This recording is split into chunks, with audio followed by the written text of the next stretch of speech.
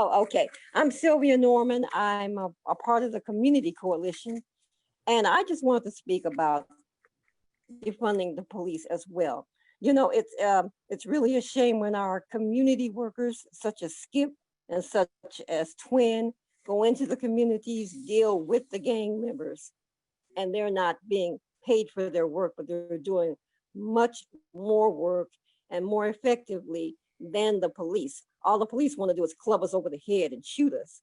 So I am definitely for defunding the police and also getting the police out of our schools.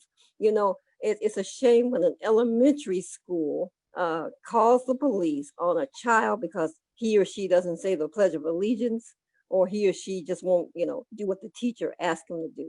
The police should not be involved in such things like that. It traumatizes the children, and also it just doesn't do any good for the community.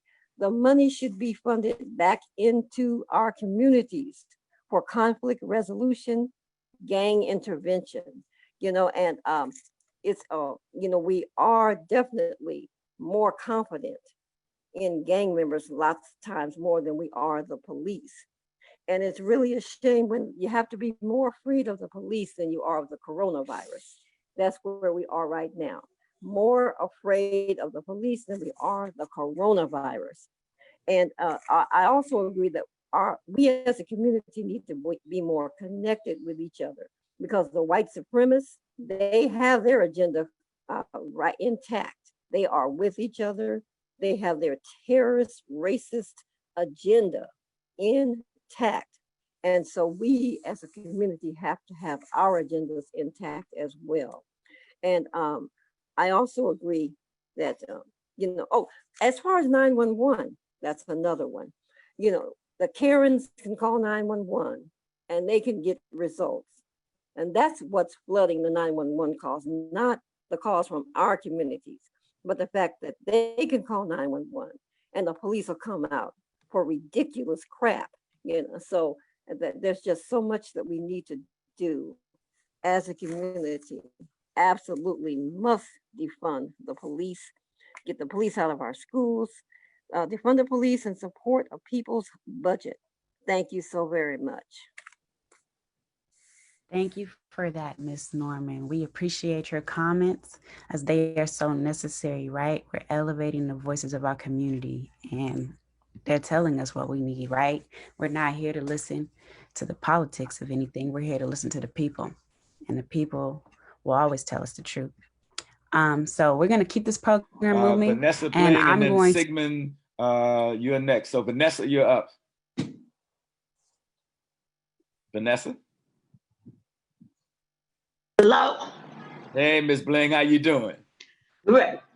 Thank you to Black Lives Matter and Community Coalition. I want my voice to be heard, and I have repeatedly called the city council meetings to make a public comment, but I get cut off before I can speak. I am encouraging the mayor and the LA City Council to work closely with Black Lives Matter and adopt the people's budget.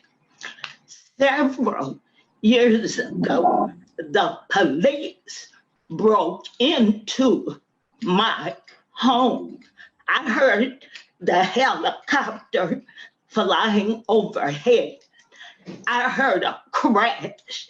I came downstairs to be faced with a police officer in my home pointing a gun at me.